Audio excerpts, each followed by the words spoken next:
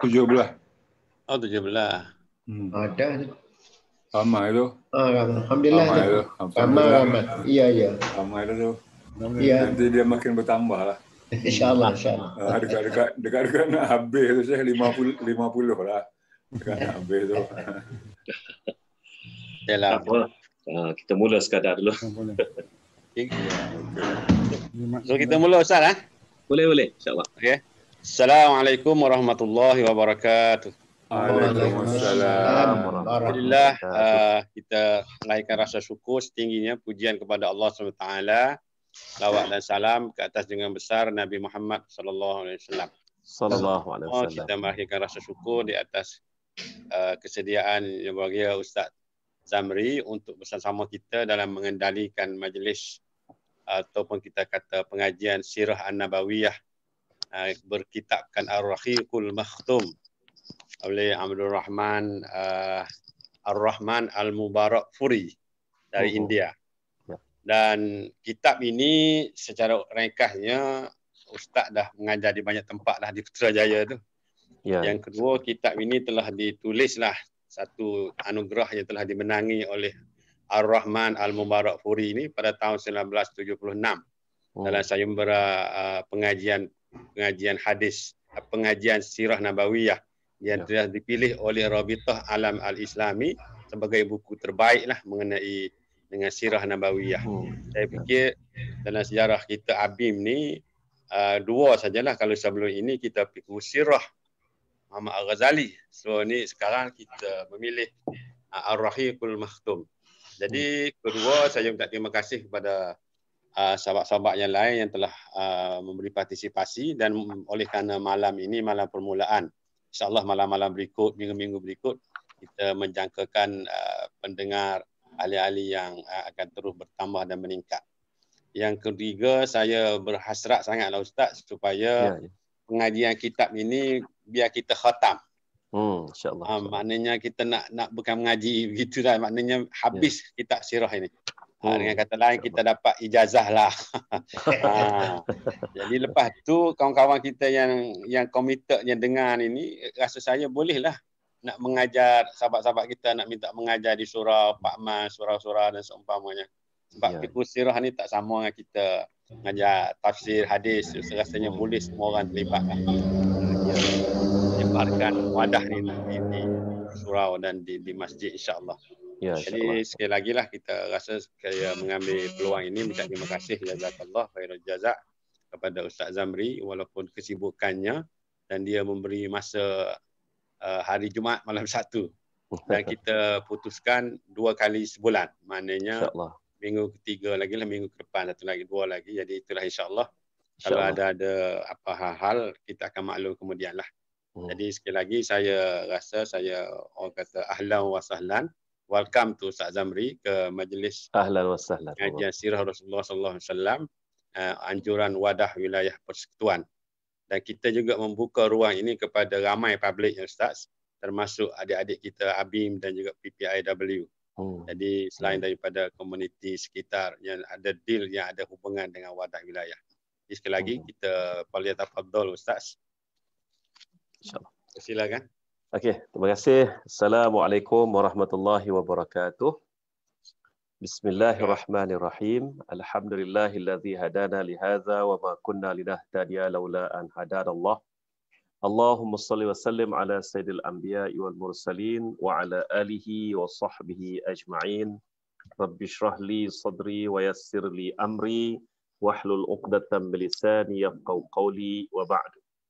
Yang berbahagia Ustaz Haji Ahmad Sulaiman selaku moderator kita pada malam ini, dan insya-Allah pada sahabat-sahabat, kekanda-kekanda, ayahanda-ayahanda yang ada dalam jemaah kita pada malam ini, syukur kepada Allah Subhanahu Wa Taala kerana dalam kesibukan masing-masing kita dapat banyak berusrah dengan rahmat juga ya. Kalau kita kira di sebalik setiap musibah itu ada rahmat, maka antara rahmat yang kita ahli-ahli gerakan ini dapat rasai ialah kita lebih kerap berkumpul apabila dapat berhubung melalui Zoom dan sebagainya ni ya.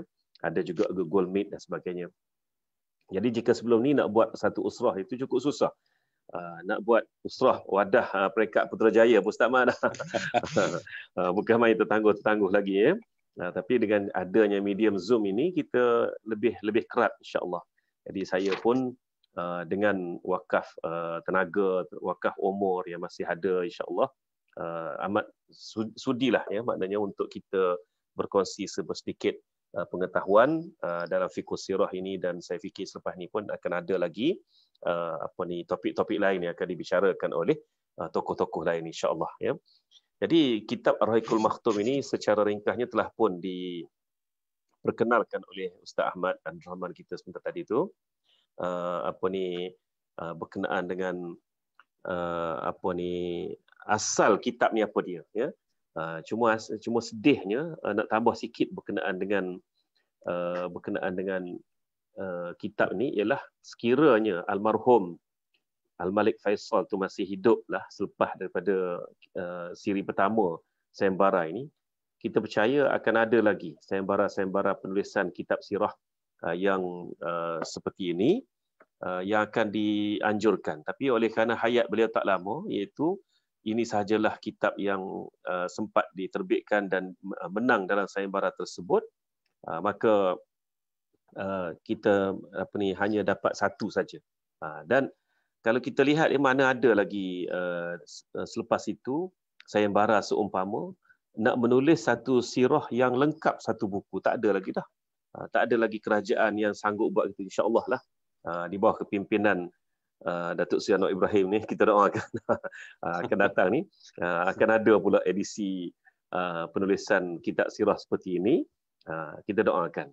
Itu tidak perlu jadi rahsia lagi Ustaz Mat dah, insya-Allah. Jadi okey. Jadi seterusnya kalau kita go through kepada kitab ini, pada malam ni saya cuba untuk sentuh 3 bab ya.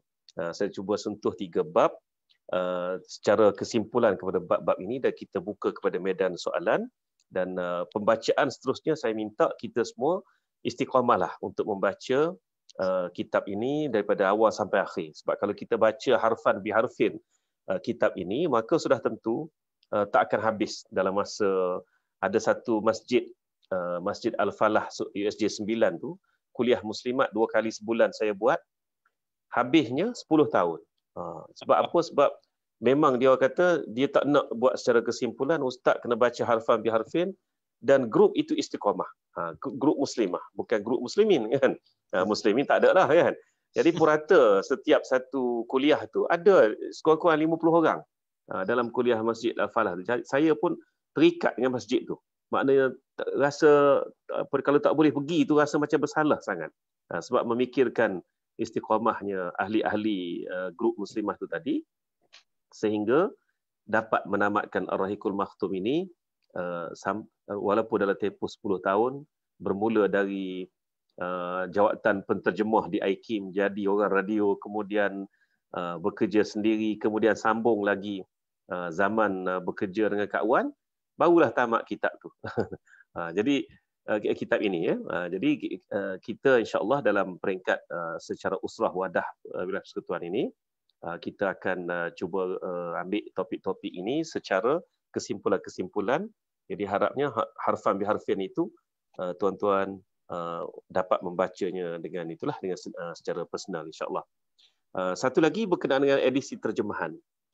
Saya telah memiliki, boleh dikatakan, hampir semua edisi terjemahan yang diterbitkan di Malaysia ini, iaitu dalam bahasa Melayu.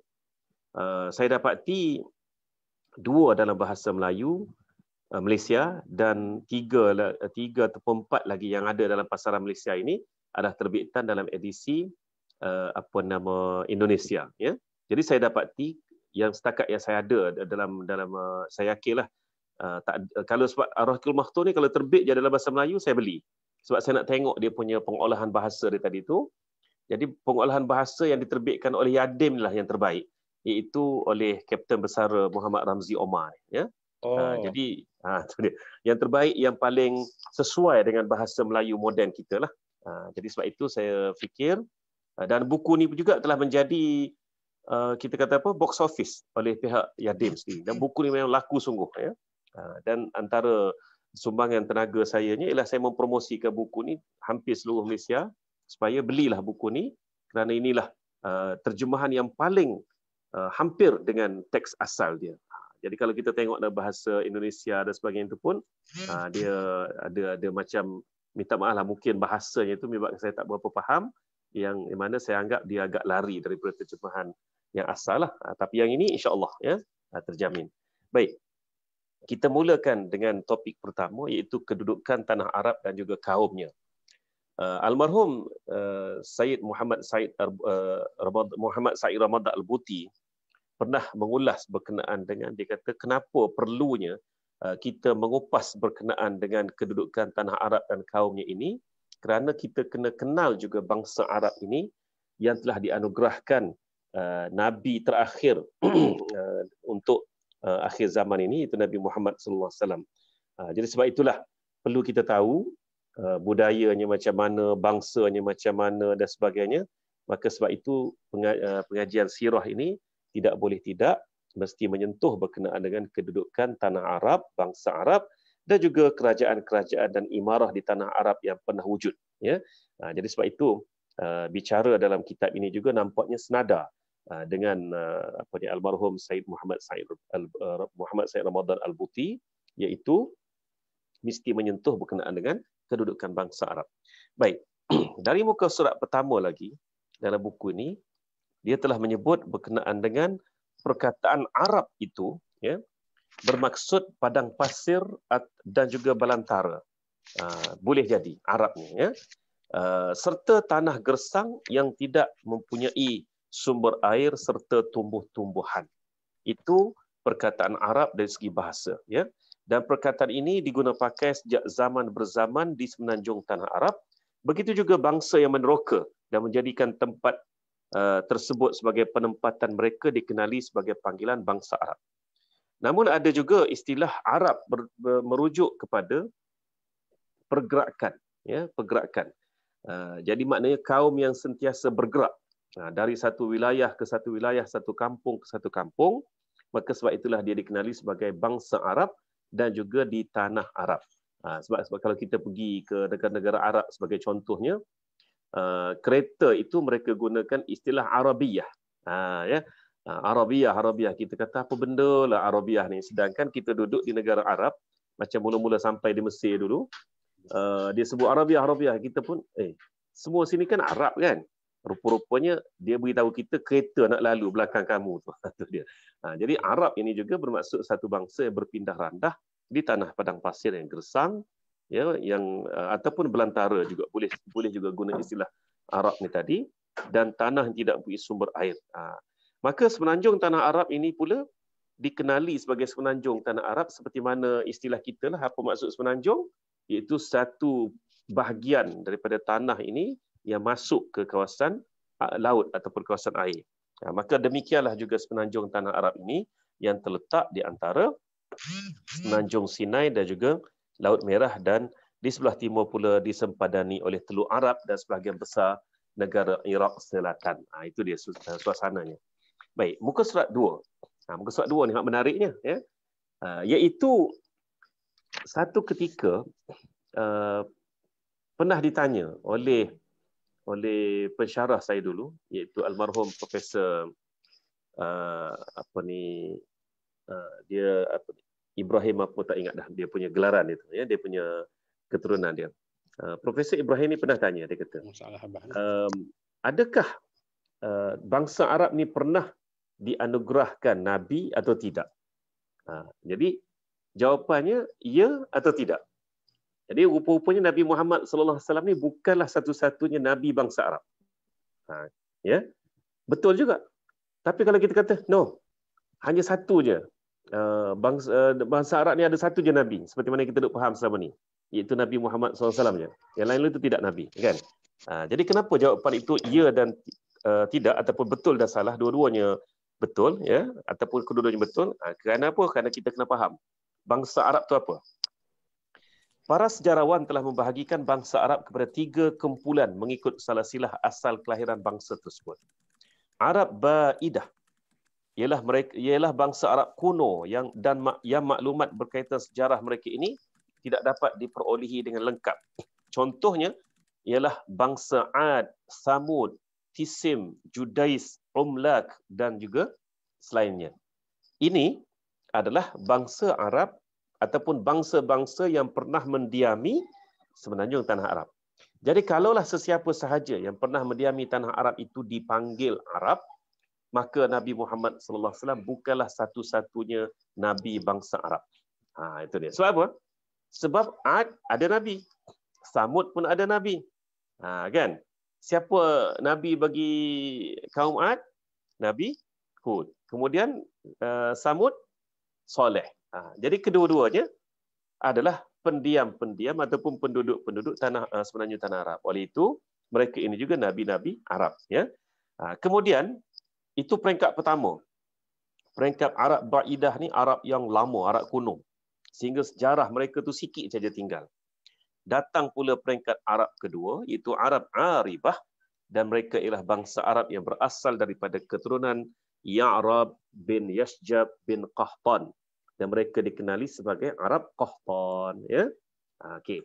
Di peringkat ketiga, datanglah Arab Musta'ribah. Mereka ialah bangsa Arab yang berasal daripada keturunan Nabi Allah Ismail alaihissalam dan dikenali sebagai Arab Adnani. Dan daripada Arab Adnani inilah lahirnya Nabi Muhammad sallallahu alaihi wasallam. Jadi kalau kita nak letakkan bangsa Arab itu adalah satu-satunya, baru ingat ya, Profesor saya dulu, Ibrahim Fayyumi, ya, dia pernah sebut soalan ni. Ibrahim Fayyumi ni pernah sebut, dia kata, mana satu yang betul? Jadi jawapannya sebenarnya kedua-dua betul. Berdasarkan yang kita refer tu apa? Bangsa Arab tu siapa? Adakah semua penduduk sebenarnya tanah Arab itu bangsa Arab? Maka bermakna bukan Nabi Muhammad SAW seoranglah yang menjadi Nabi. Ya? Okey. Jadi Arab Musta'ribah ini bolehlah saya sebutkan sebagai Arab yang dah bercampur darah dia. Bukan orang yang darahnya itu semata-mata di sekitar sebenarnya tanah Arab seperti mana Arab Ad, Samud, Tisim, Judais dan tadi itu. Sebab apa? Sebab Nabi Allah Ismail AS ini dia bukan Arab. Kan? Dia bukan Arab. Siapa boleh recall dia punya darah yang ada dalam badan Nabi Allah Ismail? Iaitu dari Babil, Iraq. Ayahnya Babil, orang-orang Iraq. Itu orang Nabi Ibrahim ni, asal dari Iraq. Ya. Ibunya pula Hajar al-Misriyah, orang Mesir. Yang mana orang Mesir ni keturunannya Kibti, ya, ataupun mungkin lebih dulu daripada Kibti itu lagi. Ya kan? Jadi campur tu keluarlah Ismail. Ismail dia berkahwin dengan suku Jurhum. Suku Jurhum yang berasal dari Yaman. Dan lahirlah anak keturunan dia yang dikenali sebagai Bani Adnan tu tadi. Mereka ini dikenali sebagai Arab. Ya. Baik. Bangsa Arab Aribah iaitu bangsa Qahtan berasal dari Yaman dan kabilah-kabilah dan keturunan mereka telah terpecah-pecah kepada beberapa puak. Tetapi yang terkenal dalam kalangan mereka ni pula ialah dua kabilah utama, iaitu Himyar, suku Arab yang paling terkenal di kalangan kabilah ini ialah Zaid al-Jumhur, Quda'ah dan juga Sakasik. Manakala suku Kahlan, suku Arab yang paling terkenal dalam kalangan kabilah ini adalah Hamdan, Anmar, Tayyi, Mudhaj, Kindah, Lakham, Juzam, Al-Azd, Al-Aus, Al-Khazraj serta keturunan Jafnah dari golongan raja-raja Syam. Jadi tuan-tuan muslimin dan muslimat yang dirahmati Allah, kalau kita lihat kepada asal-asal keturunan Arab-Arab ini, rupanya semuanya akan merujuk ke Yaman juga, ya, akan merujuk ke Yaman juga. Jadi sebab itulah Nabi Muhammad SAW pun memuliakan orang-orang Yaman ini kerana sifat mereka yang lemah lembut dan sebagainya. Ya. Jadi kalau kita lihat keturunan Arab pun mereka ini kebanyakannya memang berasal dari Yaman. Ya. Suku Kahlan telah berhijrah meninggalkan Yaman dan mereka tersebar di segenap pelosok tanah Arab. Penghijrahan mereka secara besar-besaran terjadi ketika hampir berlakunya banjir Arim. Ya. Dan banjir Arim ini banjir besar yang berlaku di Yaman. Dan perpindahan ini berpunca daripada kegagalan mereka dalam lapangan perdagangan akibat tekanan Empayar Rom yang menguasai laluan perdagangan laut dan Empayar Rom juga telah merosakkan laluan perdagangan darat setelah mereka berjaya menjajah Mesir dan juga Syam. Jadi pengaruh Rom ni juga telah menjadikan bangsa Arab ini berselerak. Bahkan Rom dengan Arab ini juga telah berhubung sedemikian lama sehingga kan dalam surah Quraisy, li'ila fi Quraisyin ila fihim rihlatash syita'i was-saif. Maknanya orang-orang Arab ini rihlah mereka ada dua, iaitu fi syita' wa fi saif. Syita' maknanya musim sejuk dan juga saif musim panas, ya. Jadi sebab itulah tuan-tuan baca seterusnya, golongan imigran daripada suku-suku Kahlan ini boleh dibahagikan pula kepada 4 kumpulan, iaitu Al-Azdi, penghijrahan mereka, dia ketua mereka yang bernama Imran bin Amru Al-Muzaiqubah. Mereka ini berpindah randah ke serata tempat dalam negeri Yaman di samping mengutuskan perintis-perintis luar. Jadi salah satu daripada sifat yang Allah Ta'ala kurniakan kepada bangsa Arab ini ialah mereka kritis dalam mencari wilayah-wilayah untuk mereka diami, dan mereka utuskan juga golongan penghijrah ni tadi. Mereka tak takut tinggal negara mereka yang asal ini, mereka sanggup berhijrah keluar. Ini satu sifat yang sebenarnya ada kemuliaan pada bangsa Arab ini. Mereka sanggup berhijrah. Dan sifat itu jugalah nanti bila Islam, kita lihat bagaimana para sahabat ini sanggup berhijrah meninggalkan tanah air mereka. Sebagai contoh Muaz bin Jabal. Muaz bin Jabal ketika dia keluar menjadi pendakwah ke bumi Yaman, Nabi sallallahu alaihi wasallam lantik dia umur dia 17-18 tahun, tu saja. Antara 17 atau 18. Berada di Yaman selama 2 tahun lebih, tamat tugas dia, dia balik ke Madinah, Nabi dah wafat 2 bulan. Kan? Betul seperti mana yang Nabi gambarkan. Mungkin ini aku tak tahu adakah kita akan bertemu lagi selepas ini dan sebagainya. Itu yang Nabi peluk dia, Nabi iring dia sampai keluar daripada Saniyah. Saniyah ni kalau kita kata pintu gerbang lah senang cerita, kan. Sampai dia keluar dari Saniyah, Nabi baru lepaskan dia pergi. Betapa sayangnya Nabi kepada Muaz bin Jabal, ya. Dan setelah Muaz bin Jabal tiba di Madinah, dia tak berapa lama duduk di Madinah.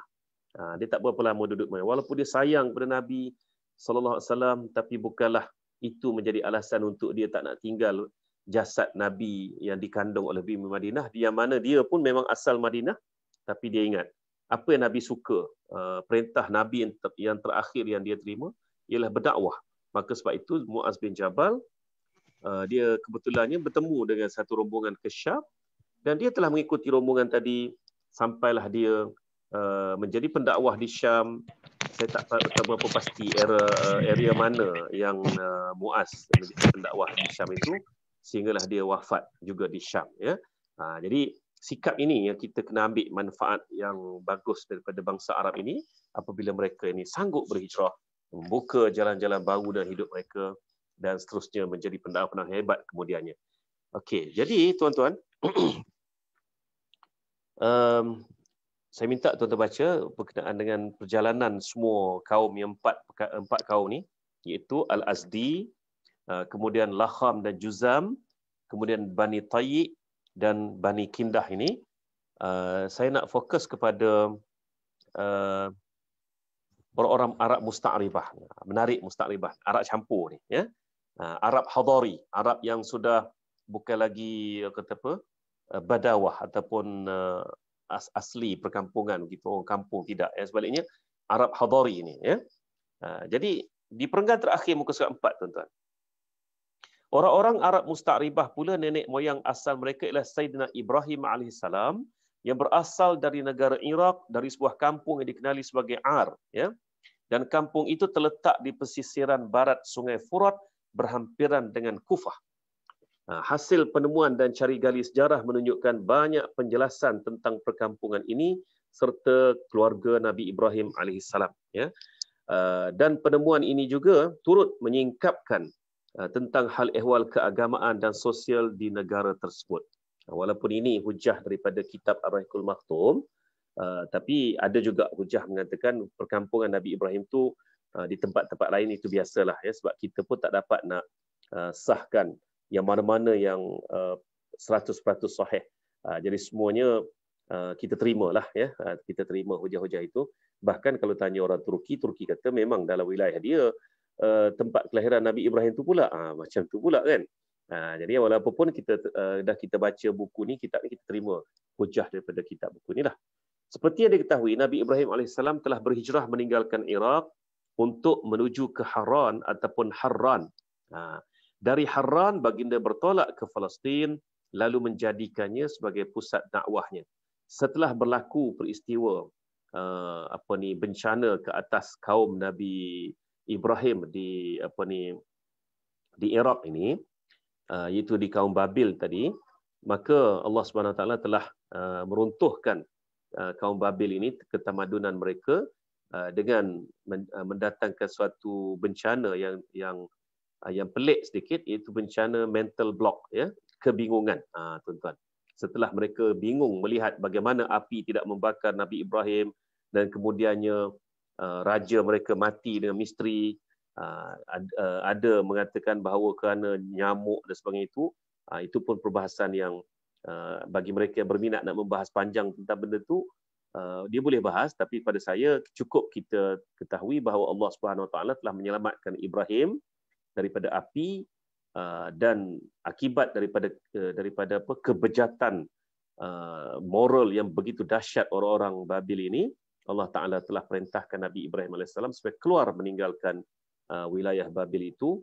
Dan ingat, apabila seseorang Nabi itu diperintahkan oleh Allah SWT sebagai keluar meninggalkan kaum itu, maka kaum itu tidak akan lama. Dia akan runtuh ketamadunannya, dia akan runtuh dari sudut azab seperti mana kaum Nabi Lut dan juga kaum Nabi Nuh, kaum Ad, kaum Samud, ataupun keruntuhan dari sudut mental block seperti mana yang dialami oleh kaum Babil ini tadi, ya. Jadi runtuhlah tamadun mereka di situ. Maka Nabi Allah Ibrahim telah diperintahkan menuju ke Haran, dan dari Haran baginda bertolak ke Palestin dan menjadikan sebagai pusat dakwahnya di Palestin. Baginda banyak mengembara ke segenap pelosok negara dan negara ini, mana Palestin dan juga negara lainnya. Dan suatu ketika Nabi Ibrahim juga sampai ke Mesir. Di sana Firaun Mesir ketika itu cuba untuk melakukan sesuatu yang tidak baik terhadap isterinya Sarah. Akan tetapi Allah telah menggagalkan rancangan Firaun, iaitu pemerintah Mesir pada masa itu masih lagi dinasti Firaun, sampailah ke era Nabi Musa AS, dan Firaun akhirnya mengetahui bahawa Sarah adalah seorang yang punya hubungan yang kuat dengan Allah. Setelah mengiktiraf kemuliaan Sarah, dia telah menghadiahkan anak perempuannya Hajar untuk menjadi pelayan kepada Sarah, ya. Dan kemudian Sarah mengahwinkan Hajar dengan Ibrahim. Kemudian Ibrahim kembali ke Palestin. Allah mengurniakan cahaya mata hasil perkahwinannya dengan Hajar, iaitu Ismail, dan kelahiran Ismail menimbulkan rasa cemburu. Sarah lalu mendesak Ibrahim supaya mengeluarkan Hajar bersama putranya yang masih kecil, ya. Jadi disitulah, tuan-tuan, seperti mana kita tahu, Hajar telah dibawa oleh Ibrahim sampai ke suatu lembah yang tidak dikenali namanya, iaitu Lembah Bakkah, yang kemudiannya dikenali sebagai Bakkah, ya. Sebelum dikenali sebagai Makkah, Mekah dikenali sebagai Bakkah dengan ba, ya. Baik, peristiwa air Zam-Zam dan sebagainya, itu dah biasa, semua dah tahu. Dan dalam Al-Quran muka surat 6, Allah menyebut bahawa Nabi Ibrahim telah bermimpi menyembelih anaknya Ismail, lantas baginda segera menyahut perintah tersebut. Akan tetapi tatkala baginda telah bersedia untuk menyembelih putranya itu, Allah menebus korbannya dengan seekor kibas yang besar. Setelah kembali ke Palestin selama lebih kurang 10 tahun, Nabi Ibrahim AS terasa rindu, ya, sehingga rindunya itu mengganggu dirinya dan fokusnya dalam kerja dakwah dan juga ibadah. Maka Allah SWT memerintahkan supaya disembelih anak yang telah ditinggalkan 10 tahun lamanya dan tak dapat dilihat pembesarannya dan sebagainya. Dan rupanya itulah ujian yang paling berat yang Allah Ta'ala berikan kepada seorang manusia yang diangkat menjadi ulul azmi, salah seorang ulul azmi kemudiannya. Jadi dalam surah Saffat ayat 103 dan 107, Allah Subhanahu Wa Ta'ala bercerita bagaimana Nabi Ibrahim ni, bila dia dapat mimpi, dia terpaksa bermunajat, ya. Dia terpaksa bermunajat sehingga Allah menjawab dia. Wa nadainahu an ya Ibrahim qad saddaqtar ru'ya. Kan? Kami memanggil, wahai Ibrahim, engkau telah menyempurnakan maksud mimpi engkau lihat itu, dan benarlah ya mimpi kamu itu. Benar mimpi kamu itu.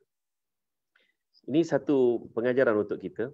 Nabi Muhammad SAW apabila mimpi, dia tak perlu lagi bermunajat. Mimpi Nabi Muhammad SAW itu adalah salah satu daripada perkara wahyu sebenarnya. Ya.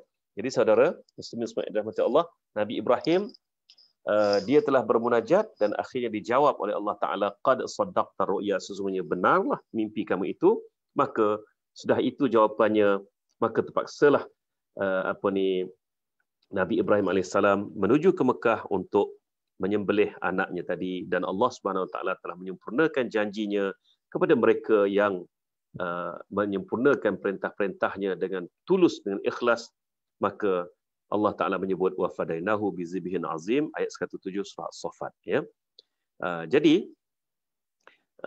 kisah Nabi Ismail alaihissalam disebut dalam kitab Taurat, ya, berkenaan kitab Kejadian, yang menyebutkan bahawa umur Ismail ketika kejadian itu adalah 13 tahun. Ya. Umur Ismail disebut 13 tahun lebih tua daripada Ishak. Kalau kita tolaklah, ya, sebab ketika Nabi Ibrahim menyembelih Ismail, Sarah belum mengandung. Bila Nabi Ibrahim balik ke Palestin, barulah Sarah mengandung. Dan itu pun bukan tempoh segera. Jadi kita katalah kat situ habis masa setahun. Bermakna Ismail ketika peristiwa penyembelihan dia tu ketika penyembelihan dia tu berusia 12 tahun, ya. Lebih kurang begitulah, ataupun 11 tahun. Jadi berkenaan dengan detail berkenaan dengan kisah itu saya minta tuan-tuan baca. Okey, cuma nak fokusnya Ismail. Setelah kejadian penyembelihan beliau itu, beliau telah diangkat oleh Allah Subhanahu Wa Taala bersama-sama dengan ayahnya membina Kaabah. Jadi Kaabah yang dibina itu merupakan inna awwala baitin wudi'a lin-nasi allazi bi Bakkah mubarakah, ya. Sesungguhnya inilah rumah ibadat yang pertama yang dibina, diperintahkan Allah Subhanahu Wa Taala supaya dibina di mana? Di Bakkah al-Mubarakah. Di lembah Bakkah yang dimuliakan. Jadi selepas itu tuan-tuan, bumi Mekah ini berubah 100%. Daripada tak ada penghuni sebelum daripada Nabi Ibrahim meletakkan Hajar dengan Ismail tadi tu, tak ada penghuni, tak ada apa, hanya ada air selepas daripada tunjalan tumit Nabi Ismail AS berubah menjadi suatu pusat manusia kerana adanya Kaabah Baitullahil Haram tu tadi. Dan Nabi Ismail apabila dewasa telah berkahwin dengan suku yang telah datang mula-mula sekali. Suku Jurhum. Suku Jurhum ni dia telah mendiami Mekah sebaik sahaja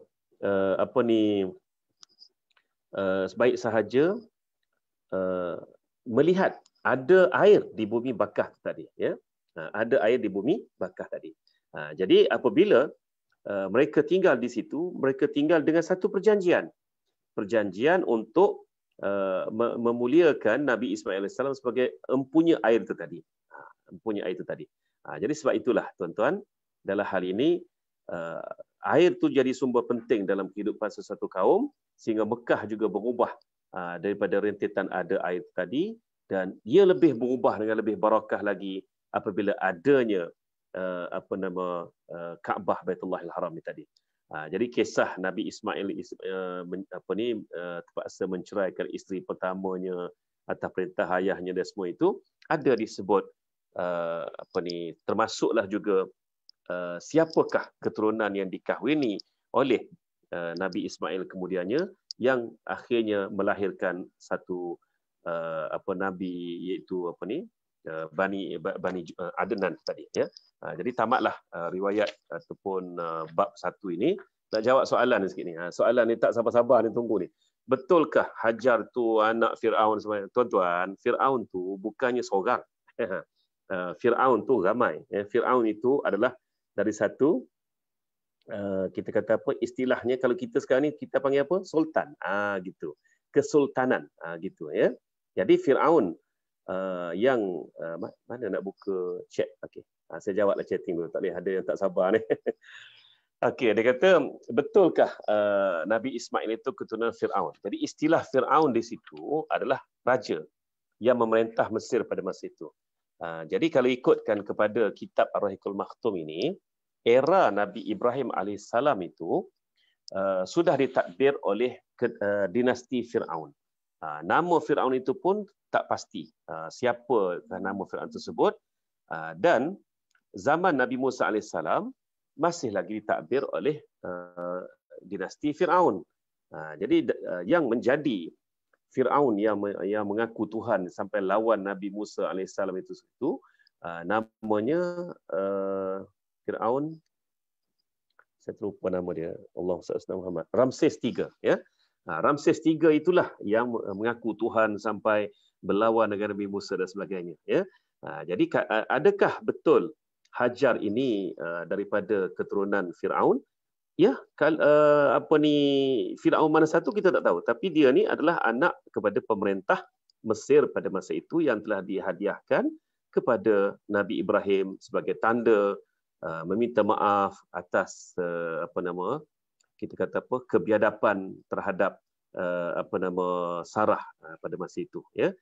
Jadi wallahu a'lam, adakah betul dia itu anak kepada raja yang memerintah Mesir yang bergelar Fir'aun, ataupun ada pandangan-pandangan lain mengatakan Hajar bukanlah anak kepada pemerintah, tapi sebaliknya seorang hamba dan sebagainya, sebab salah satu daripada sebab orang-orang ahlul Bani Israel yang memandang rendah kepada Nabi Ismail kerana dia mengatakan bahawa Nabi Ismail itu daripada keturunan hamba.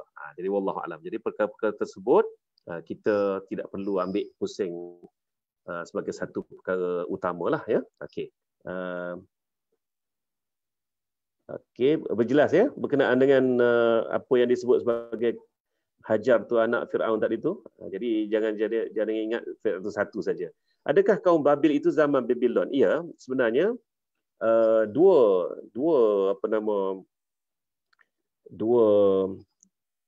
tamadun yang hebat ini, iaitu tamadun Rom dan juga tamadun Babylon ini, sebenarnya dia bahkan telah mengalami dua peringkat, ya, iaitu peringkat Rom lama, kemudiannya Rom Timur. Rom Timur ini dikenali sebagai Neo Rom. Jadi Nabi Muhammad SAW lahir pada peringkat Neo Rom ini tadi, dan Nabi Ibrahim AS pula semasa dia berdakwah ini itu sudah jadi Neo Babylon, dan itu jugalah sebenarnya Babil tadi itu juga merujuk kepada dinasti ataupun tamadun Babylon tadi. Jadi Raja Namrus itu sebenarnya hanyalah satu bahagian, ya, daripada keseluruhan Babil yang hebat itu, mengikut sejarah itu tadi. Jadi walaupun tamadun di Iraq itu jatuh selepas keluarnya Nabi Ibrahim AS dari Iraq, selepas Allah Subhanahu Wa Taala memerintahkan Nabi Ibrahim keluar kerana atas kecelakaan yang telah mereka timpakan kepada Nabi Ibrahim AS itu tadi. Jadi tuan-tuan, bolehlah merujuk kepada keseluruhan bab ini. Baik, saya nak masuk ke bab kedua. Bab kedua ini pemerintahan dan imarah di tanah Arab, ya. Apabila kita hendak membicarakan tentang keadaan orang-orang Arab sebelum kedatangan Islam, maka kami, iaitu penulis kitab ini, berpendapat adalah perlu dibentangkan secara ringkas sejarah kerajaan, imarah, ideologi dan agama-agama dalam kalangan orang-orang Arab. Dengan itu akan memudahkan kita memahami peristiwa besar ketika munculnya agama Islam. Jadi jangan kita anggap bahawa semenanjung tanah Arab ini, bangsa Arab ini sebenarnya tidak bertamadun langsung sampai ke tahap bila kita sebut jahiliyah tadi tu memang mereka ni jahil lah, bodoh sebodoh-bodohnya. Tidak, ya. Bahkan mereka ini juga dalam kalangan mereka yang telah menguasai tamadun-tamadun, bahkan juga menguasai banyak ilmu. Orang Arab ni dia tak akan berjalan pada siang hari di semenanjung tanah Arab tu. Ya, kenapa? Sesat. Tak ada petunjuk, tak ada kompas, tak ada apa. Tapi kalau dia berjalan pada malam hari, maka mereka tidak akan sesat. Kenapa? Sebab mereka merujuk kepada bintang-bintang di langit yang bertaburan mengikut musimnya tadi itu, menjadi petunjuk arah kepada perjalanan mereka. Maka sebab itulah mereka lebih suka berjalan pada malam hari, di samping cuaca yang lebih nyaman, dan mereka juga banyak merujuk kepada bintang-bintang di langit itu tadi. Dan kalau kita perhatikan juzuk 30 itu, berapa banyak yang Allah Subhanahu Wa Taala sebut berkenaan dengan bintang dan juga cakrawala di langit sana, ya. Berapa banyak? Ya, ini semua sebenarnya merujuk kepada kehebatan bangsa Arab pada masa itu yang menguasai ilmu tentang bintang ni tadi, termasuk sebagai ilmu petunjuk arah dan sebagainya, ya. Jadi sekarang ni cuba kita fokus kepada beberapa imarah. Atau imarah ni diambil daripada perkataan amir. Amir itu ketua, kan? Ketuanan. Imarah di tanah Arab ini antaranya ialah kerajaan Yaman. Kerajaan Yaman itu dianggap antara kerajaan Arab yang terhebat, ya, walaupun tidaklah tertua tapi terhebat, bahkan bermula daripada zaman Nabi Sulaiman yang berhubung dengan Puteri Balqis dan sebagainya itu juga sebenarnya sebahagian daripada kerajaan yang telah bertapak di bumi Arab, di bumi sebenarnya tanah Arab ini, ya. Jadi bangsa paling silam, dalam kitab ini mengatakan bangsa paling silam, makna bangsa paling lama di sebenarnya tanah Arab itu ialah Arab Aribah yang dikenali di Yaman, ialah kaum Sabak. Dan sejarah tentang mereka ditemui melalui bahan-bahan arkeologi Aur 25 tahun sebelum Masihi, 25 SM. Dan kegemilangan tamadun mereka serta pertapakan kekuasaan dan pengaruh mereka bermula 11 abad sebelum Masihi, ya. Jadi 11 abad sebelum Masihi, maknanya 1100 tahun sebelum Masihi. Sekarang kita ni dah 21 Masihi, kan? 21 Masihi bermakna 32 abad yang lalu. 32 abad yang lalu telah wujud tamadun Sabak ni tadi. Jadi peringkat-peringkat yang dilalui oleh kerajaan ini boleh dibahagikan mengikut anggaran berikut.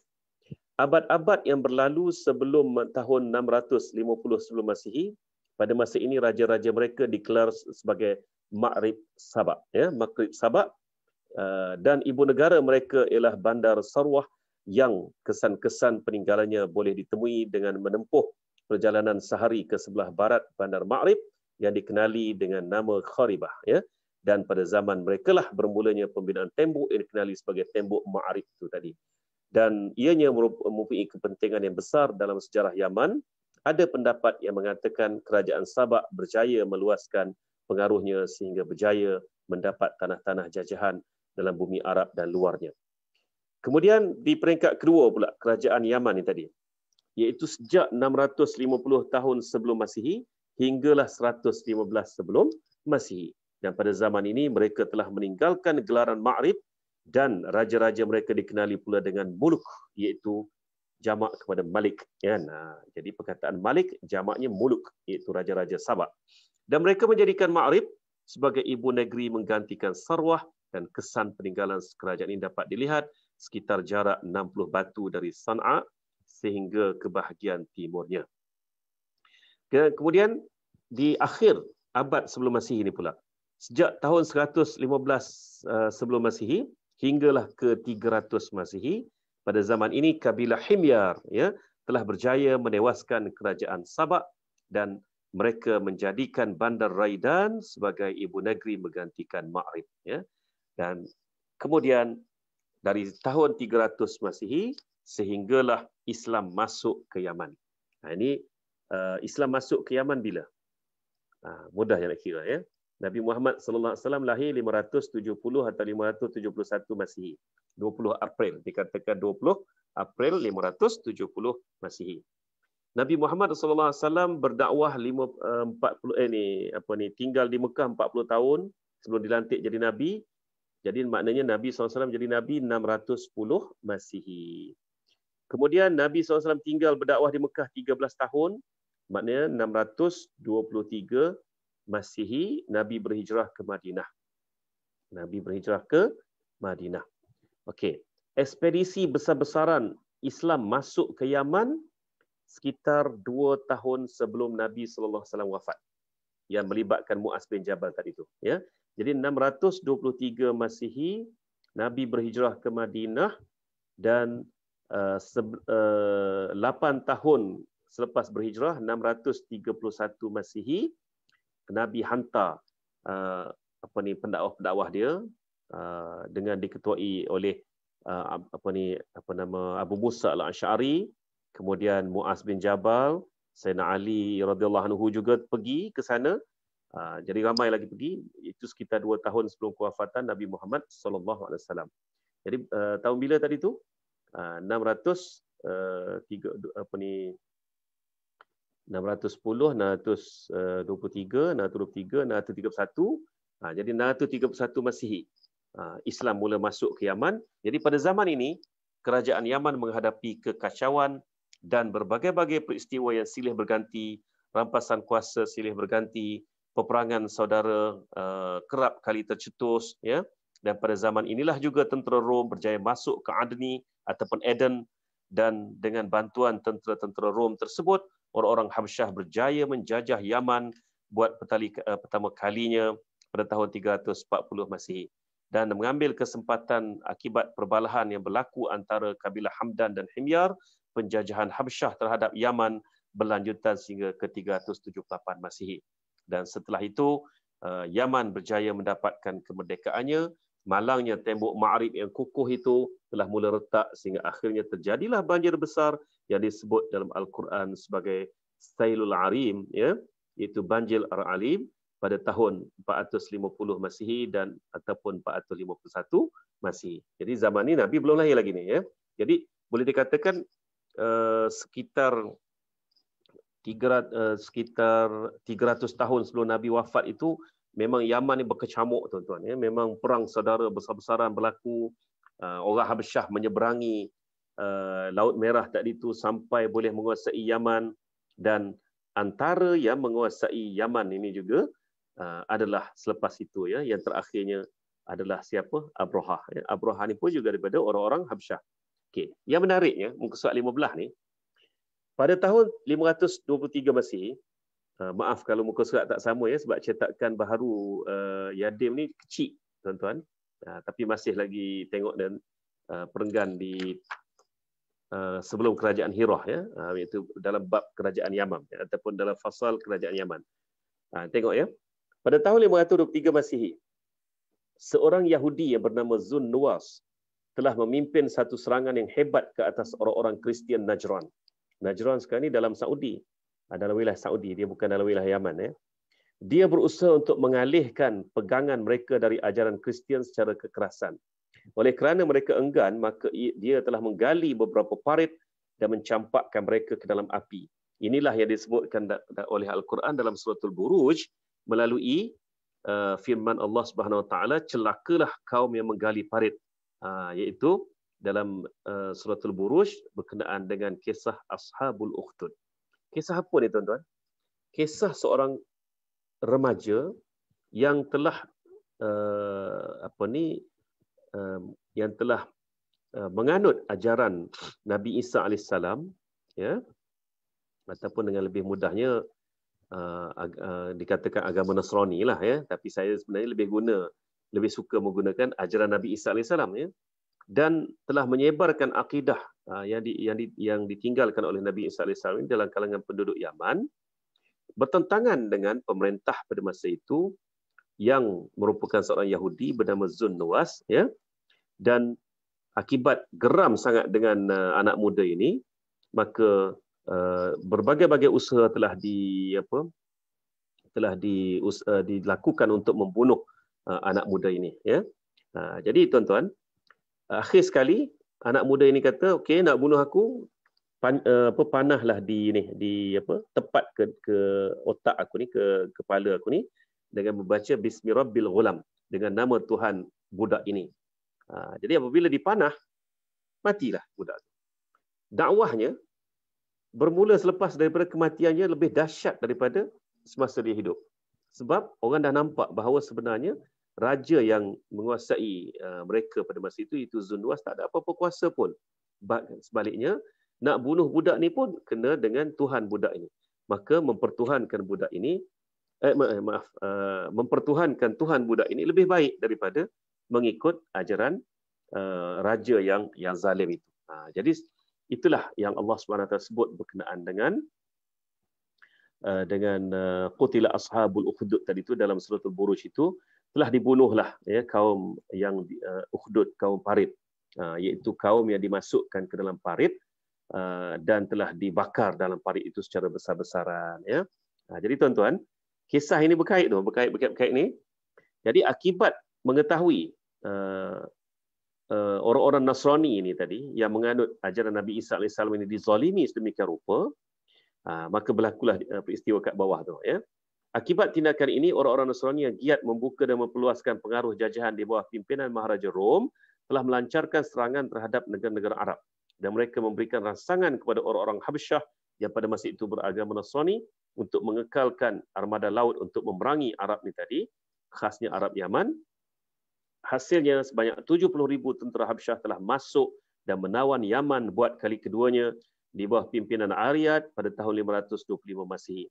Dan Aryad menjadi pemerintah bagi pihak Raja Habsyah sehinggalah beliau dibunuh oleh panglima perangnya sendiri yang bernama Abrahah. Abrahah kemudiannya mengambil alih tempatnya sebagai pemerintah Yaman setelah mendapat perkenan Raja Habsyah, dan Abrahah inilah orang yang mengerahkan angkatan tentera yang untuk meruntuhkan Kaabah, dan dia dan bala tenteranya kemudian dikenali sebagai Ashabul Fil, iaitu angkatan bergajah yang dihancurkan oleh Allah Subhanahu Wa Taala. Jadi ceritanya tuan-tuan, Abrahah ni dia niat baik. Niat baik quote-unquote lah ya. Dia niat nak menghancurkan penyembah-penyembah berhala di Mekah. Kononnya. Tapi dia tak tahu. Dia tak tahu bahawa Kaabah itu adalah rumah Allah yang dibina atas perintah Allah dan bukan sebarangan rumah ibadah. Walaupun di sekeliling Kaabah pada masa itu penuh dengan berhala-berhala, itu bukan alasan untuk menjadikan Kaabah itu sebagai sasaran untuk diruntuhkan semata-mata kerana berhala-berhala tadi. Ini yang dia lupa. Sehingga kan akhirnya Allah Ta'ala melaknat dia dengan burung-burung ababil tadi. Selepas peristiwa angkatan bergajah yang gagal meruntuhkan Kaabah itu, orang-orang Yaman berusaha mendapatkan bantuan pihak Parsi pula. Mereka bangun menentang tentera Habsyah sehingga berjaya menyingkirkannya keluar dari negara mereka, dan mereka berjaya mendapatkan kemerdekaan Yaman untuk kesekian kalinya pada tahun 575 Masihi. 575 Masihi maknanya Nabi SAW sudah pun lahir. Sebab Nabi lahir 570 Masihi. Di bawah pimpinan Ma'ad Yaqrib bin Saif Zi Yazan Al-Himyari, dan mereka telah melantiknya sebagai raja pula. Ma'ad Yaqrib telah mengekalkan sekumpulan tentera Habsyah bersamanya untuk menjadi khadam dan pengiringnya dalam perjalanan, tetapi pada suatu hari mereka telah membunuhnya dan kematiannya terputuslah kerajaan daripada keturunan Saif bin Ziyazan, dan Kisra Parsi telah melantik seorang gubernur berbangsa Parsi menjadi pemerintah Sana'a. Kesimpulannya, Yaman ini di era 300 tahun selepas Masihi atau abad ketiga Masihi, dia menjadi bumi yang berkecamuk ya. Daripada kerajaan yang gagah yang sebelumnya itu, jadi bumi yang berkecamuk pada 3 abad pertama Masihi ini, apabila menjadi rebutan antara Rom dan juga kemudian datang Parsi. Jadi kesian orang-orang Yaman pada masa itu apabila mereka ni diperkatak-katikkan sama ada oleh Rom ataupun oleh Parsi. Di sinilah salah satu hikmah yang dapat kita lihat ya dalam salah satu huraian oleh Syekh Muhammad Said Ramadan Al-Buti, kalau tak salah saya ya, berkenaan dengan kedudukan Mekah itu yang jauh ke tengah padang pasir itu, berbanding dengan Yaman dan sebagainya, menyebabkan selamatnya Mekah dan juga Kaabah itu daripada serangan-serangan pengaruh-pengaruh yang ini, sehingga kan Abrahah yang sempat sampai ke Mekah pun Allah Ta'ala hancurkan juga ya. Jadi itulah antara hikmah sebenarnya kedudukan Mekah itu jika kita kaitkan dengan kerajaan-kerajaan yang ada pada masa tersebut. Okey, dan kerajaan kedua ialah kerajaan Hirah, yang muka surat berikutnya. Kerajaan Parsi memerintah Iraq dan negara berdekatannya sehingga mereka memperoleh kekuatan melalui Quraisy Agung, di mana tidak seorang pun yang mampu untuk menentangnya, sehingga muncullah Iskandar Makedoni, Iskandar Macedonia pada tahun 326 sebelum Masihi. Iskandar Makedoni ini siapa dia? Iskandar Zulkarnain lah, ya, yang telah berjaya menewaskan Raja Parsi pada ketika itu Dara pertama, dan memusnahkan kekuatan mereka. Ianya membawa kepada perpecahan negara Iraq, dan negara yang berpecah-pecah itu dipimpin oleh raja-raja yang dikenali sebagai dengan panggilan raja-raja Tawaif, ya, maknanya taifah-taifah, ya, ataupun kumpulan-kumpulan kecil. Dan golongan raja-raja ini terus memerintah negara Iraq yang bercerai-berai sehingga tahun 230 Masihi.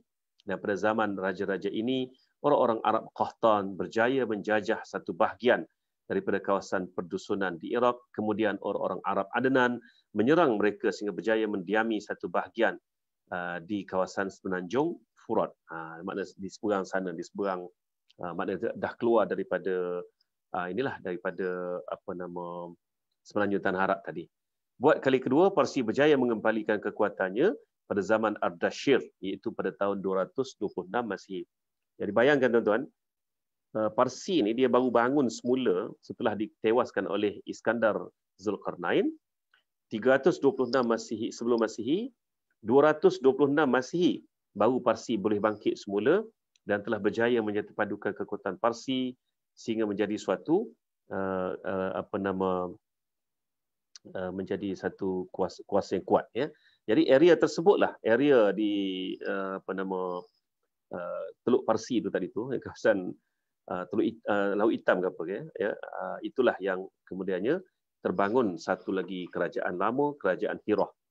Jadi kita akan sebut berkenaan dengan kerajaan Hirah ini kerana Hirah ini menjadi suatu rujukan pada masa Nabi SAW berdakwah, kerana adanya salah seorang daripada pembesar Quraisy yang pergi ke Hirah, sanggup pergi ke Hirah semata-mata untuk mencari ilmu kononnya untuk lawan ayat-ayat Al-Quran yang telah dibaca oleh Nabi Muhammad SAW. Ya. Selain daripada itu, kerajaan Syam, ya, kerajaan Syam juga adalah antara kerajaan Arab yang tertua, iaitu di utara semenanjung Tanah Arab. Dan kita tengok pula imarah. Ini bukan satu kerajaan, sebaliknya satu imarah, satu emir, satu pentadbiran kawasan di Hijaz, ya. Jadi Nabi Ismail AS mengendalikan urusan kepimpinan Mekah dan penguasaannya terhadap Kaabah sepanjang hidupnya, dan baginda wafat ketika umurnya mencapai 137 tahun. Jadi Mekah sampai ke Taif, ya, ataupun Taif sampai ke Laut Merah ini, sehinggalah sampai ke Madinah, lebih kurang sekitar 200 atau 300 km dari pesisir Laut Merah ini, dikenali sebagai kerajaan, bukan kerajaan, Imarah Hijaz, ya, wilayah Hijaz. Jadi Mekah, Madinah ini memang termasuk dalam Hijaz. Jadi Hijaz ini sebenarnya tinggalan daripada Nabi Ismail AS dan dibesarkan pula ketuanannya itu oleh suku Jurhum.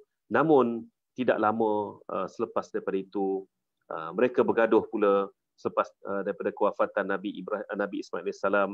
Mereka bergaduh pula sehingga berebut antara Bani Adnan, keturunan Nabi Ismail, dengan suku Jurhum, dan begitulah akhirnya bertukar-tukar imarah tadi dari Jurhum dipegang sekejap oleh Adnan, dirampas pula oleh Khuza'ah.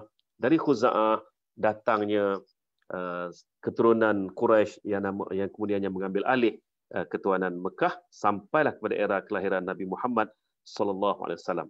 Jadi tuan-tuan, di perenggan terakhir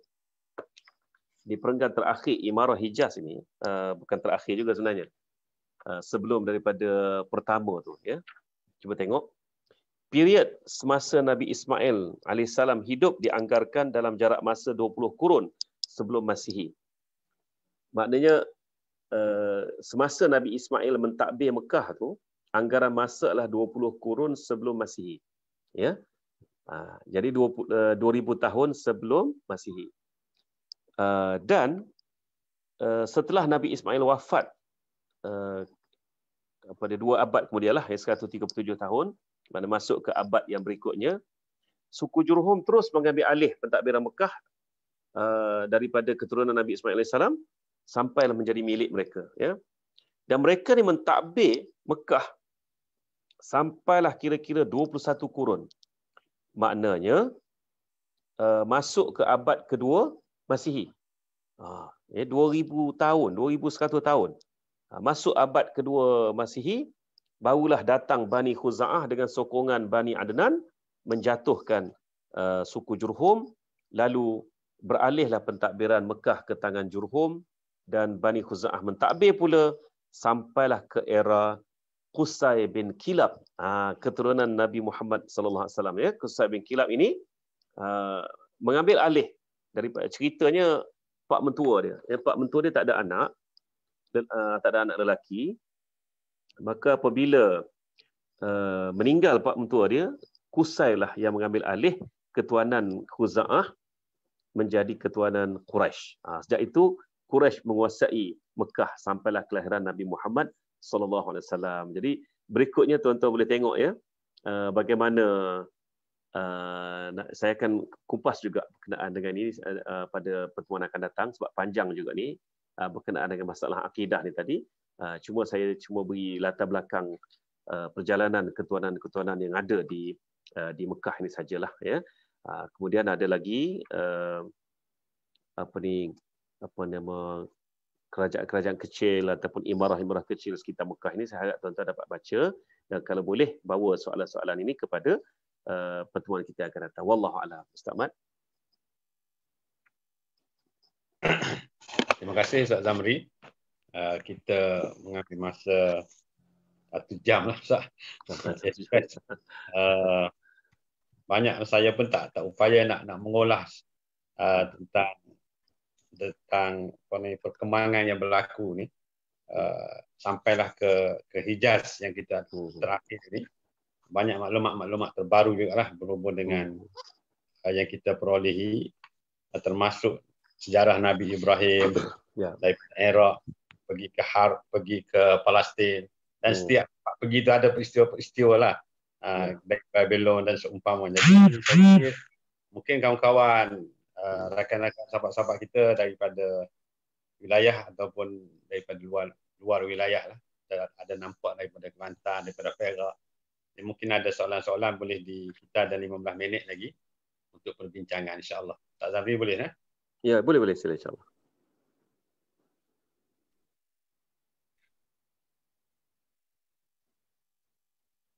Okey, tuan-tuan dan puan, saudara boleh kemukakan soalan perbincangan. Cuma Ustaz, ada orang tanya saya. Okey.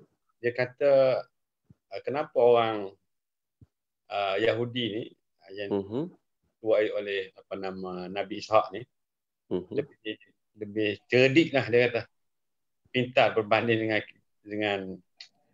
dengan Nabi Ismail lah, begitu. Dia kata, kenapa orang duk puji Yahudi ni bijak? Maknanya di sejarahnya Nabi Ishaq, yang kita ni Nabi Ismail. Ya. Mungkin tak tahulah, dia bertanya, saya pun susah nak jawab. Okey. Sebenarnya kita melihat orang Yahudi tu bijak tu sekarang. Kan? Sekarang, dalam era sekarang ni kita nampak macam Yahudi ni bijak lah sebab dia menguasai dan semuanya. Tapi tidak ada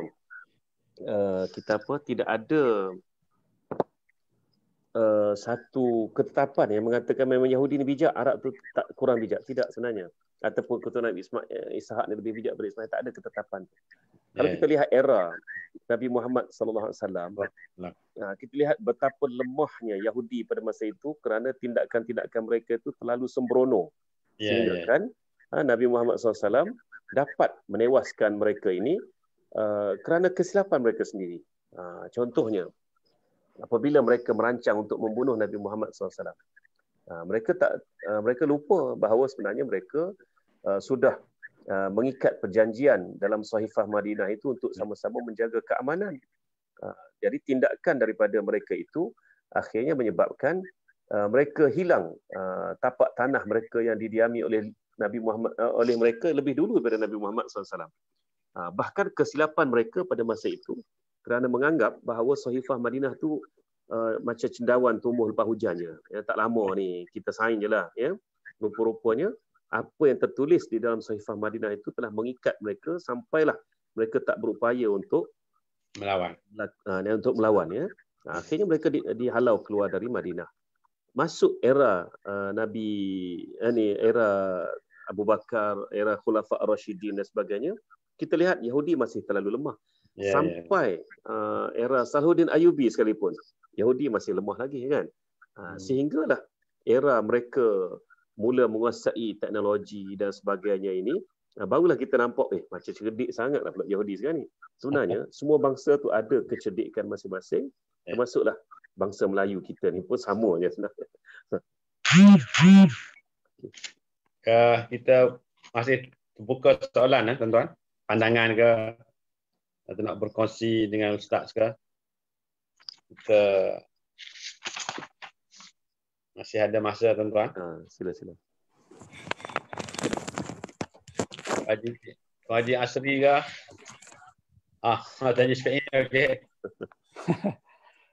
Assalamualaikum warahmatullahi wabarakatuh. Waalaikumsalam warahmatullahi wabarakatuh. Nak tanya Ustaz, adalah satu masa dulu lama juga dia kata bagaimana gajah boleh ada di negeri Arab kan?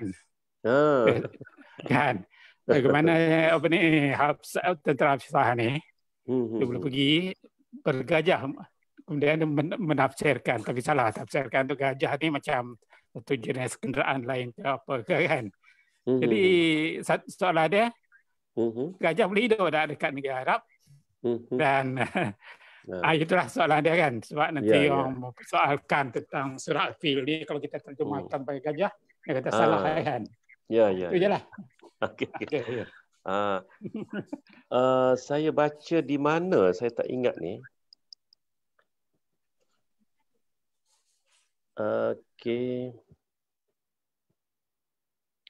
Okey, ada satu tempat saya baca berkenaan dengan kewujudan gajah-gajah ni. Dia sebenarnya di seberang diimport lah senang cerita. Diimport dari Habsyah tu. Kerana Abraha ni telah menulis kepada Raja Habsyah bahawa dia mahu melanggar Mekah. Dia mahu menguasai Mekah, yang mana tujuan dia menulis tadi itu adalah untuk menghapuskan penyembah-penyembah berhala. Gitu ya. Jadi itu yang dieksport gajah-gajah ni tadi ke Yaman semata-mata untuk melanggar Mekah. Dan ternyata itulah kali pertama dan terakhir gajah ini hidup di Mekah tadi itu. Bahkan dihancurkan oleh burung-burung ababil itu. Satu burung yang ni pun saya terlupa juga, saya baca di kitab mana ni. Abdul Muttalib melihat burung tu satu bentuk yang pelik. Sebab Abdul Muttalib dia adalah orang terakhir yang meninggalkan Mekah ketika mana Abraha nak langgar Mekah tu. Dia buat persetujuan orang Mekah akan kosongkan, ya, akan kosongkan Mekah, berserah kepada Tuhan Kaabah semata-mata untuk menjaga Kaabah. Maka mereka telah mengambil tempat di sekitar bukit-bukit yang ada sekitar Mekah itu, iaitu Jabal Qu'aiqian dan juga Jabal Abi Qubaish. Jadi Abdul Muttalib adalah orang terakhir yang meninggalkan Mekah tu. Jadi pada masa itulah burung-burung tadi terbang rendah sehingga Abdul Muttalib dapat melihat burung tu pelik, tak sama seperti burung-burung yang pernah dilihatnya. Jadi rupa-rupanya burung itulah yang telah diutuskan Allah Ta'ala untuk menghancurkan gajah-gajah yang dibawa dari Habsyah ini semata-mata untuk memerangi Kaabah. Nanti saya kena rujuk balik dari mana tempat saya dapat berkenaan dengan asal-usul gajah ni tadi. Dan memang seperti mana kata doktor lah, mana ada gajah boleh hidup tanah Arak ni kan. Ada sampai sekarang pun kita tak tengok tanah Arak tu. Ya? Tapi kalau di Afrika, di Habsyah tu, memang tempat gajah lah. Wallahu a'lam. Assalamualaikum Ustaz. Assalamualaikum. Nak tanya, Yaman tu boleh jadi satu negara yang jadi rebutan lah antara kerajaan Rom dengan kerajaan Parsi. Parsi, ya. Kenapa istimewaan Yaman tu? Sampai jadi satu rebutan lah. Sekejap lagi kerajaan Farsi. Bahkan sampai sekarang jadi rebutan. Sebenarnya salah satu kalau kita kaitkan dengan dengan antara bentuk muka bumi Yaman tu, dia memang berada di hujung semenanjung Tanah Arab. Dia menjadi kalau kita ni Malaysia sekarang lah, semenanjung Malaysia ini jadi center, tempat laluan manusia antara timur dan barat. Memang situlah tempatnya. Bahkan orang-orang Mekah sendiri pun menjadikan Mekah tu sebagai pelabuhan darat, ya. Mana dia ambil barang-barang dari Yaman, bawa naik ke Mekah sekejap, lepas tu bawa naik pula ke Syam. Syam tu menjadi penghubung kepada dunia Eropah pada masa tu. Manakala dia ambil pula barang-barang Syam, bawa turun ke Mekah sekejap, bila musim sejuk dia turun pula ke Yaman. Daripada Yaman ini dihantar pula sampai ke area India dan sebagainya. Bahkan kalau kita lihat dalam satu museum Mekah tu, saya pun tak sedar, memang tahu tiang tu tiang Kaabah. Tiang Kaabah yang ada memang dia dah retak 1000 dah dia punya tiang tadi tu, tapi dia letak tiang tu. Tapi bila satu hari ada salah seorang daripada kurator museum Mekah tu yang kita selalu pergi tu, dia cerita, dia kata apa? Haza jati min Indoko, kata dia. Dia kata haza jati min Indoko. Indoko tu slang Mekah lah, sepatutnya min Indika sepatutnya. Jadi haza jati, 3-4 kali dia sebut jati tu. Baru saya perasan, dia nak cerita ini kayu jati ni asal daripada tempat kamu. Oh gitu ke, kata. Jadi rupanya tiang tu dijadikan, tiang jati tu dijadikan tiang Kaabah pada zaman Abdullah Az-Zubair. Jadi ada dalam muzium Kaabah, muzium Mekah tu lah. Ada tiang tu. Baru terfaham, oh gitu punya kayu jati. Adanya jati datang daripada Asia Tenggara, mungkin dari Burma, dari Thailand, dari Malaysia sendiri boleh jadi, mana tahu kan. Jadi bayangkan kedudukan Yaman tu menjadi laluan antara timur dan barat tu sejak era sebelum Masihi lagi. Memang era subur. Dan kalau kita kaitkan dengan ayat Al-Quran berkenaan dengan kedudukan negeri Sabak ini, ada dua kebun, 2 taman di kiri dan kanan tu, maknanya nak gambarnya kalau kita lalu jalan tu, kiri kanan ni penuh subur sangat tanah dia. Inilah antara faktor kenapa Yaman menjadi rebutan, dan rupa-rupanya kekayaan negeri itu jika tak dapat ditakbir dengan betul, itulah yang jadinya era 300 Masihi lagi sudah menjadi rebutan antara Rom dan Parsi, perang saudara, sampailah kepada hari ini pun Yaman nampaknya tak sendik lagi, kata Kelantan tak. Wallahu a'lam. Terima kasih Ustaz. Mana tertarik dengan banyak kupasan-kupasan sirah. Dalam chapter-chapter awal dia akan membicarakan soal kedudukan keadaan tanah Arab sebelum dia membicarakan sirah ataupun kisah Rasulullah secara lebih detail. Dalam pengamatan Ustaz sendiri, mungkin 2-3 perkara yang paling penting dalam bentuk nilai tambah bagi kita aktivis harakah dalam bergerak dengan memahami kepentingan sirah, konteks Rasulullah bergerak dan hubung kaitnya dengan kita dalam pergerakan zaman yang berbeza, mengambil kira konteks kedudukan tanah Arab yang Ustaz ceritakan tadi lah. Jadi anda lihat Ibn Hisham, kain lain semua dia akan membicarakan dulu suasana ketika Rasulullah bergerak itu. Saya fikir dari segi itu untuk kita memahami sepenuhnya lah, jadi lebih lengkap. Cuma dalam konteks pembelajaran nilai tambah bagi kita harakah Islam. Wallahu a'lam. Ya, anda setuju dengan Akhi Farid berkenaan dengan kedudukan tanah Arab ini penting untuk kita faham sebenarnya. Satunya kalau kita kaitkan dengan nilai tambah untuk harakah Islamiah kita ni, ialah itulah kita dapat melihat satu center yang menjadi rebutan manusia silih berganti sampai ke hari ini. Dari situlah juga lahirnya Islam. Kita kaitkan Islam itu sebagai penyelesai masalah. Islam sebagai penyelesai masalah. Jadi selagi kita tak berjaya mengembalikan Islam sebagai penyelesai masalah, seperti mana Nabi Muhammad SAW menjadi penyelesai masalah, maka itulah kita sebenarnya belum mencapai kan tahap harakah Islamiah sebagai ahli-ahli haraki. Ini memang cabaran untuk kita lah sebenarnya, dan juga menjadi satu, kita kata apa, satu tempat tuju kita lah, ya kan? InsyaAllah. Sebab bukan apa tu, maknanya kalau kita lihat Nabi Muhammad SAW mengubah bangsa Arab tu 100%. Daripada bangsa nomad yang tak mempedulikan ketuanan, politik mereka hanya politik BNB saja kan, tapi berubah menjadi satu bangsa yang boleh membawa tamadun, menyebar tamadun. Kalau saya pinjam kata-kata sahabat saya Ustaz Fahrul Makjoy, franchise dakwah, dia kata kan, dia boleh jadi franchisor dakwah tadi tu. Bayangkan, memang berubah. Dan kemudiannya memang sudah takdir lah bila Nabi situ dah pesan, kalaulah kamu tinggal, kenapa aku tinggal ni, maka hilanglah nilai kamu. Itu yang terjadi pada bangsa Arab sekarang ni lah. Wallahu a'lam. Kita ada satu soalan dah kalau ada. Ustaz pun balik. Balik mengajar. Okay. Tuan Haji Asri ada apa-apa?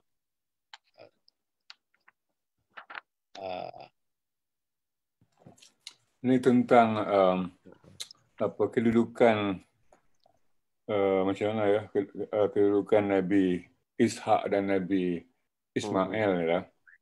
Ya. Kalau kita tengok macam di pihak Bani Israel ni, memanglah depa maksud saya ni nak tanya yang mengatakan Nabi Ishak yang dikorbankan itu dan bukannya Nabi Ismail tu, itu orang Yahudi ke orang Nasrani kan? Yahudi ya. Yahudi, no? Yahudi. Tapi orang Nasrani pun sokong orang Yahudi juga. Ya, dia anda tak nampak Nasrani sokong dalam bab tu. Maknanya kalau dalam Bible lah, dalam Bible yang kata Isaac kena dikorbankan itu, maknanya dia dalam bahagian Old Testament lah, macam tu. Ya. Gitu. Sebabnya Nasrani tak ungkit tu soal Isaac tu ataupun Ishak tadi tu ya. Ataupun dalam bahasa Yahudi sekarang ni, bahasa Israel sekarang ni, satu ya, berkenaan bahasa Israel ni, saya pernah berdepan dengan orang-orang Yahudi Israel ni secara face to face ni ketika saya buat lawatan ke Nuaibak. Nuaibak ni dia sempadan yang di Nuaibak tu memang sempadan Mesir Israel dah. Apabila kita menyeberang Semenanjung Sinai tu, yang mana sampai hari ni, bahkan sampai bila-bila, orang Israel boleh pergi 5 km ke sempadan Mesir tanpa pasport. Jadi saya masa tu baru kahwin, kira honeymoon lah kiranya ke Nuaibak dan ke Semenanjung Sinai tu. Kita pun nak ambil gambar lah, membelakangi sempadan Israel tu, sempadan Mesir Israel.